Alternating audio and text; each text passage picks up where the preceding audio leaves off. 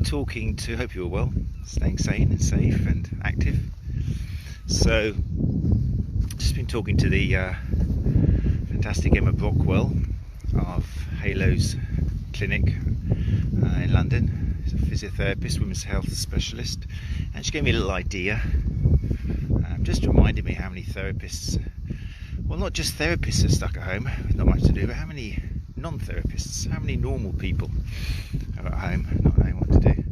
And then she kind of made me think, a lot of these normal people stuck at home with extra time in their hands might be encouraged to start running. Okay, it's a great activity, and that's not everyone realizes that. Some people will be thinking, oh, that's dangerous, I don't want to start that, that's typical, just get injured, hurt my knees, get arthritis, etc, etc. So it made me think, as I'm trying to encourage activity, I'm encouraging people to embrace the fact that you can maintain social distancing and be responsible whilst going out and having a walk or a run or a cycle or a swim.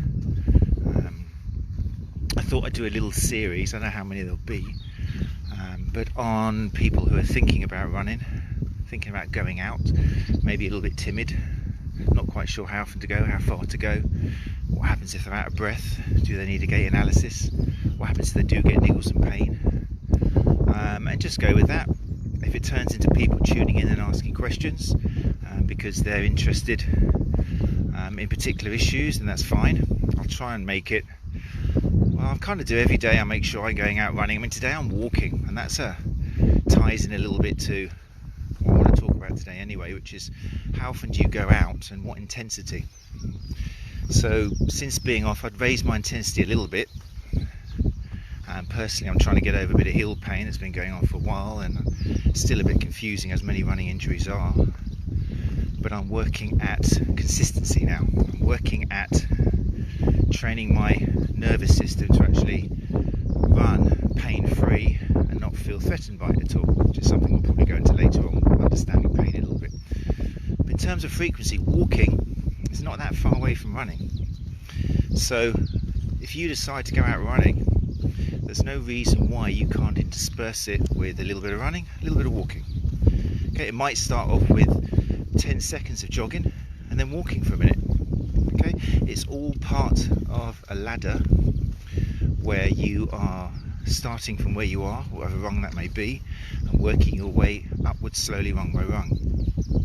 So for a lot of runners, they always ask, how many times should I go out a week? It's not just how many times you go out, it's also what you're doing during the run and how long you're going to be out for.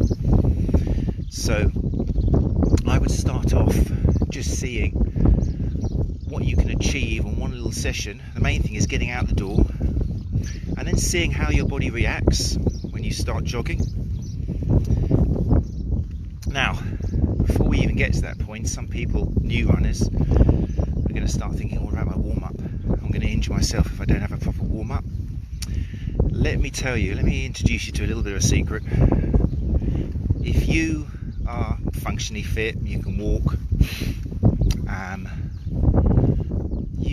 your warm-up can be a little jog. You don't actually need to be doing half of these exercises out there for warm-ups.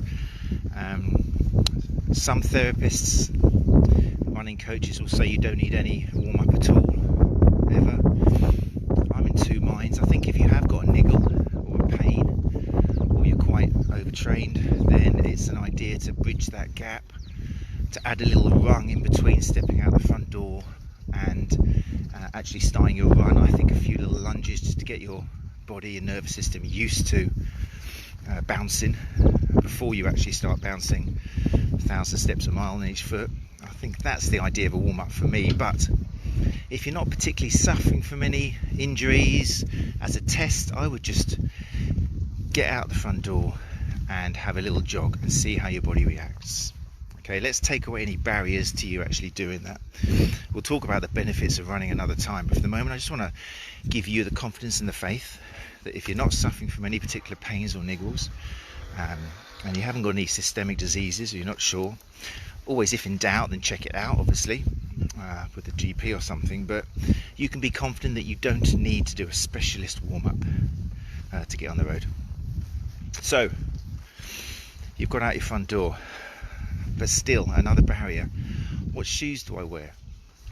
Okay, here's another one that sadly the industry has kind of making them think I'm going to injure myself in any shoes if I don't wear specialist shoes. Let's just do a little bit of maintaining 2 meter distance, bear with me. So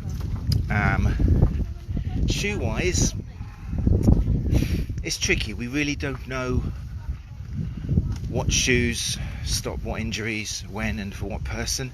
It's all a bit of a mystery.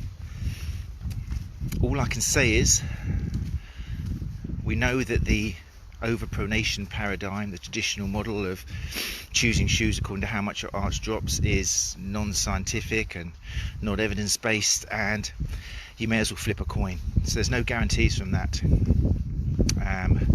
Believe me when I say that. Not that you're going to be going to a shoe shop, but an awful lot of shoe shops still use that overpronation paradigm to categorize you into a overpronator or an oversupinator or neutral. It's not true. Sorry. You might feel better by putting into the shoe they tell you to, but that's just coincidence. That's what the research shows anyway. And sometimes you might be forced into an overpronator shoe, and actually it makes things worse for you. So essentially, what shoe to put on before you leave that front door? Trial and error.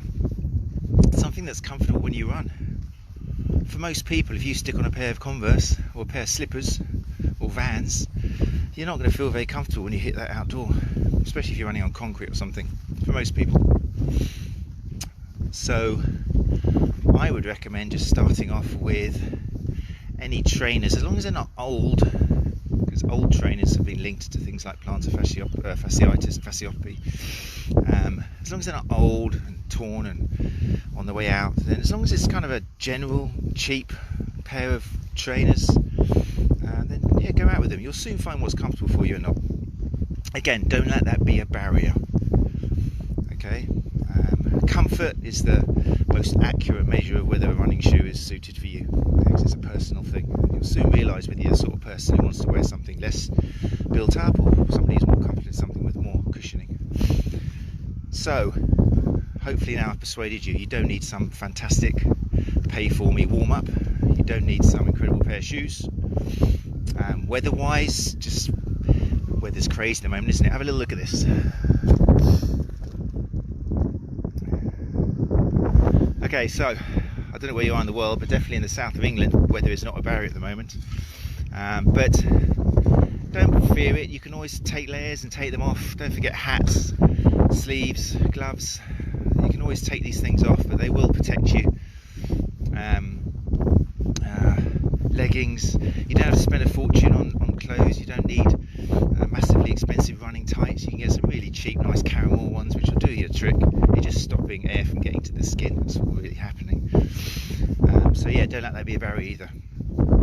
Right, hopefully now I have convinced anyone who is thinking about running that you don't need to worry about shoes, you don't need to worry about some fancy warm-up, and you don't have to worry too much about what gear you're putting on. So let's imagine you stepped out your front door, you've listened to me and just started jogging. Now the reaction is very much going to depend on the individual, but if you're new to running, especially if you've not really done any other exercise, the first thing that's probably going to hit you is you're going to get out of breath. Okay, this is the major first problem which can put a lot of runners off. You're going to go very red in the face, and you're going to start thinking, oh my god, my body is telling me that I'm not doing this right. Something is wrong here. I can hardly breathe. My lungs are about to explode out of my chest. Okay, it's a very big issue, and it's one of the biggest questions which I used to receive when I was writing for Running Fitness magazine. Again, if you look online, this is where Google's not your best friend.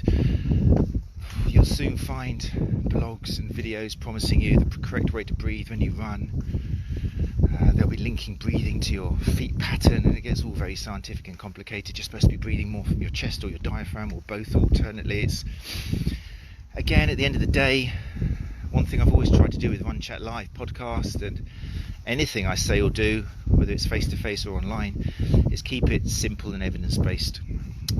If your breathing is erratic, and your body is telling you to stop, it's not that you're breathing wrong. We're all pretty good at breathing.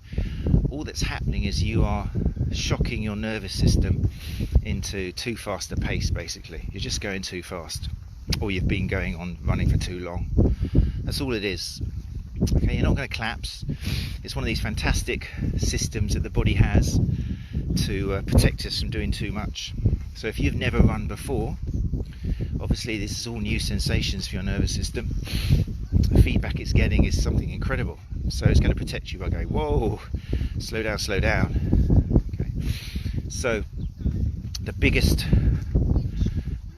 reason for being out of breath for new runners is just simply going too fast, being too excited, which is cool. You're positive, you're out, you're feeling great.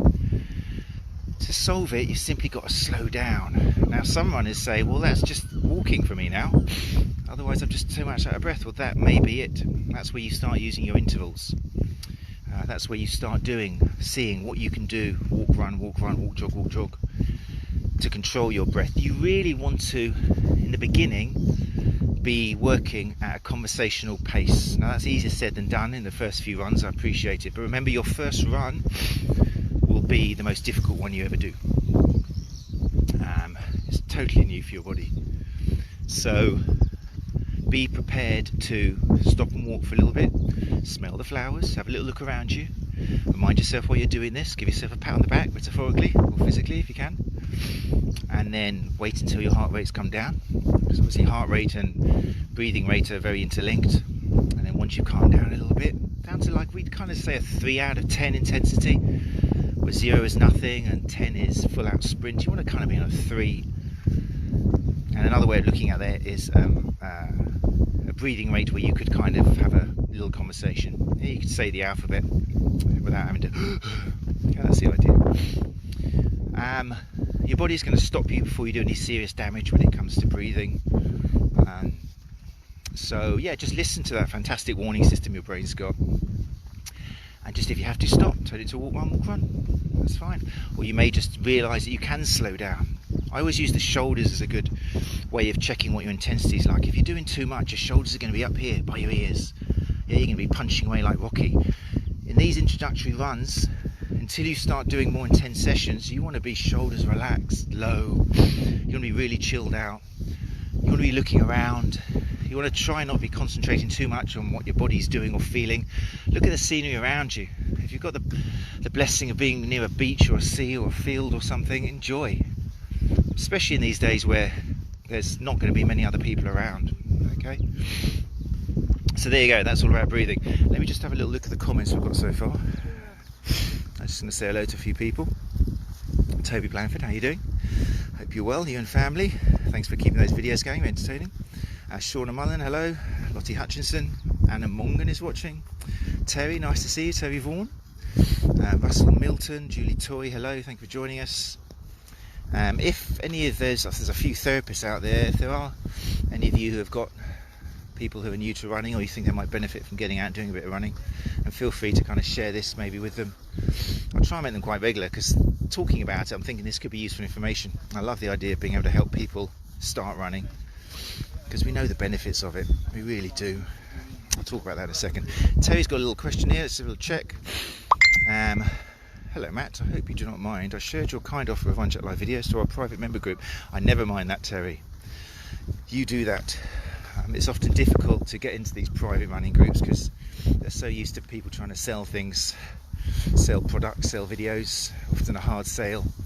Things like your warm-up video you need, find the secret muscle that has been holding you back for all of these years, all these sort of things.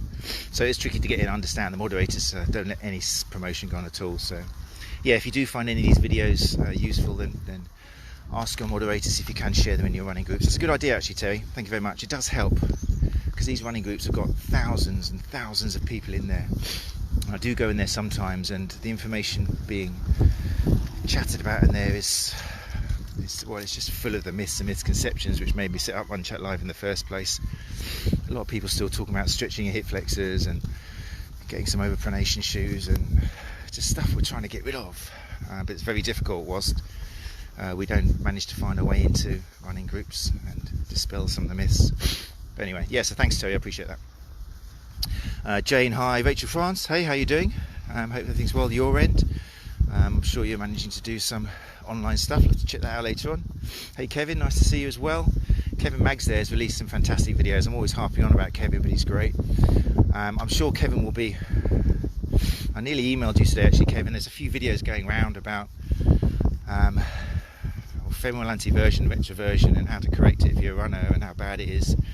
That'll make you chuckle, I'm sure. And there seems to be a lot of people doing deep squats as well. A lot of these home exercises about how to perfect your deep squat, which is something I think Kevin will have a little chat about soon as well. If he sees it, his blood will start boiling. People, there's no reason you need to do a deep squat. Oh, but the so-and-so tribe in Africa does it, and that's how they walk around. Yeah, but they're not you.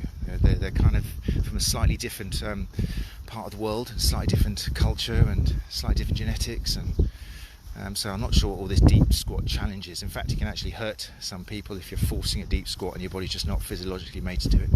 Anyway, I'm going off track. Ugh, Kevin, see what you've done to me. Liz, how you doing? Hope everything's well now with your little one. Fiona Clifton, hi, great coach there. Feel free to share this with any of people you think might want to start running. Andrew King and Streeter. This is great. Lots of people there. Kevin's there, agreed. So anyway, right, let's get back to topic. So yeah, beginner runners. I've talked about barriers which can stop you from getting out the front door, which you can get rid of straight away. So don't worry about shoes as long as they're comfortable. Don't worry about a warm up. You can swing your arms, swing your legs. Oh, I tell you what, there's another one which I could get into. Just get my 2 meters. Whatever you do, new runners, or if you're a coach trying to help new runners, don't worry about all this static stretching, eh? I know I harp on about this, but if you're new to running, it's the first thing you're going to see if you Google warm up. It's funny, isn't it, how people new to exercise, you warm up your arms, you'll swing your arms around, won't you? Do kind of swings, and you'll twist your neck, and you'll kind of wiggle your hips. And then for some reason, we all drop into kind of a hamstring stretch and hold it for 10 seconds. Or we pick up our ankle and pull our heel to our bum and hold it for 10 seconds.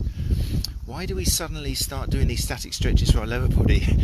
And yet for the upper body, we'll shake our arms and do some kind of crawl motion and shake our necks. The reason? Because of what we've been shown, what we've grown up with, videos, stuff that still goes out there. So, let me just leave you with a little bit of information on static stretching, and then maybe there's a few of you in here now, so maybe some questions, we'll see. So I'm just going to say, new runners, going back to the warm-up a little bit, there's no proof that static stretching before a run is going to save you from injury or make you run any better. It's all a bit of a myth. Some research actually goes as far as to show, more for elite runners, that by stretching your muscles off and essentially relaxing them, your performance might be less. It's more for elites, it's not going to have such an effect on a recreational runner, but yeah, at best static stretching will do nothing. It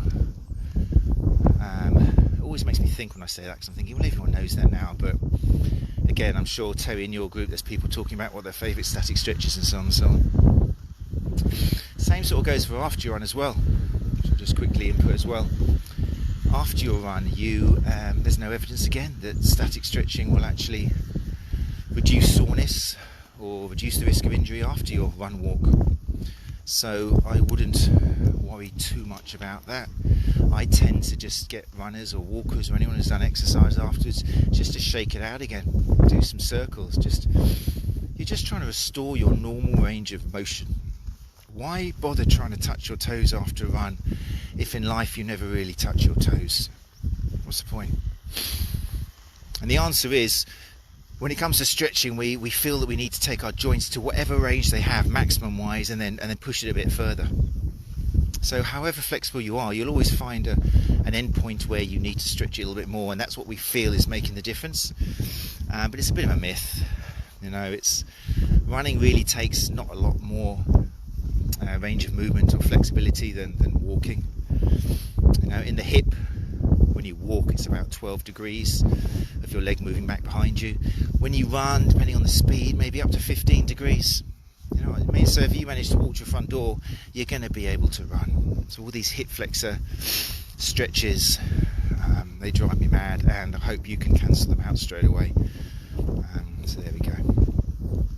Right, I don't want to give too much away for the first episode, but hopefully there I've set you up to actually get out your front door, feel confident, do a run walk. If your breathing goes crazy, then just slow it down or turn it into a walk run. Stop it always before you do feel exhausted. It depends on the person, but really common sense wise, if it's your first outing, I'd probably give yourself 10 minutes or something, walk around, or depending on what you're doing. Okay, kind of stop so you're actually excited when you get back to do it again. I would also recommend initially giving yourself a day off in between, because sometimes niggles and feedback from the body, it takes 24 hours to kick in. So I would always give yourself kind of a day off in between, where hopefully you're actually thinking, oh, looking forward to tomorrow, I want to go out and run today. No, I'm going to wait, be patient, I'm going to recuperate, recover, because when you're not doing your activity, that's when your body's getting stronger. Remember that. That's when your bones are getting stronger, it's when your muscles are getting stronger, it's when your respiratory system and cardiovascular is all getting stronger. So yeah, give yourself a time to recuperate and recover, eat well, sleep well. I'm going to turn around now. And then you're fueled and ready to move on to your next day. So maybe 3 days a week or something. So many things come to my mind when I start saying something, but the other interesting thing is you're better off doing 3 days a week, sensibly, rather than just doing once a week and then giving it 6 days off. The research interestingly shows that the risk of injury for many is just as high if you run just 1 day a week as it is if you run 7 days a week. Which sounds weird, doesn't it? But the idea behind that is if you only go out once a week and you stress your body, then if you take 6 days off after that, you're not really repeating that stress again soon enough to force your body to adapt, to get stronger. So in clinic we see a lot of runners who are just weekend warriors who go crazy on a Saturday or Sunday and they don't do anything throughout the rest of the week. And it's a case of us saying, look, you need to split it up a bit, maybe reduce the volume on the Saturday and add a couple of runs in during the week. So yeah, I would recommend for most people, and it all depends, which is going to be a regular theme of these little chats. It depends on you. So what I'm going to do is, if you do hear this video and you want to embark on new to running, then feel free to email me, matt@runchatlive.com. So that's MATT at runchatlive, or one word.com. And we're on social distancing, one home lockdown. So although I'm still working from home doing online consultations and teaching, lecturing and stuff remotely, I'm quite happy to receive some emails from people asking about what I've talked about and your personal reactions. So feel free to do that, because it is an individual thing. I'm giving you gross generalizations just to give you the confidence to get out, but if you really want to benefit from it, then you need to feed back how your body personally reacts to the running, and feel free to do that through an email to me, and I'll try and respond and give you some advice and tweak it according to your body. So anyway, there we go. I think that's enough for this episode one. I can't see how long I've been talking for here, but anybody else I need to say hello to? I think I said hello to Julie. Terry's there. Let's a little scroll down my list. Graham, how you doing, mate? Hope you're well. Still shining that Viking beard, hopefully. Remember, people, if you are at home, then sponsors of Run Chat Live podcast, the brightonbeardcompany.co.uk, are still working hard to supply you with your grooming needs.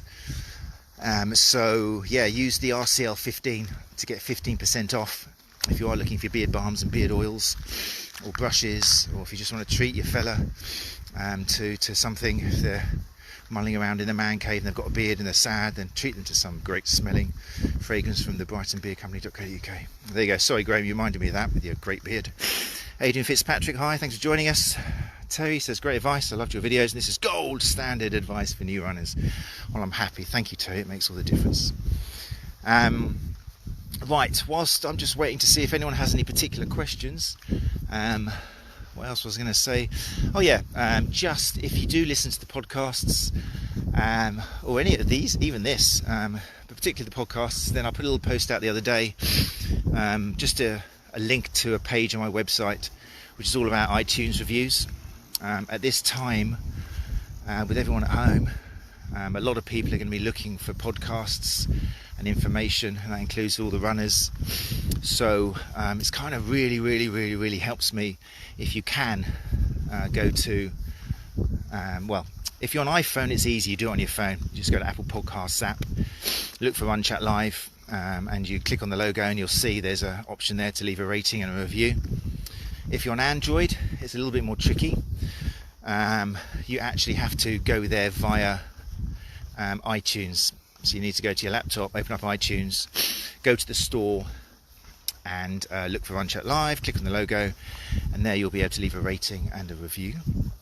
The reason for this is because still the biggest pusher of podcasts and the advertiser is Apple. So the more reviews you get on iTunes, the more your podcast appears in search results and higher up.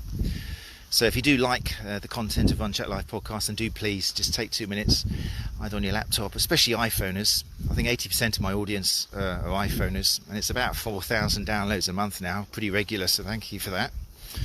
But yeah, there's only about 29 reviews on there, so something's going wrong.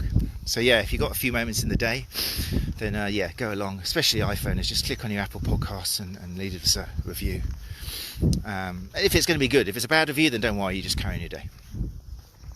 Right, I've got a little message here from Emma Brockwell, who started this all off. Thank you, Emma. Let's just see. 3 strong muscle arms. Fantastic. Thank you, Emma. I hope you enjoy the playback of this. Right, I'm going to leave it there. I don't want to make these too long.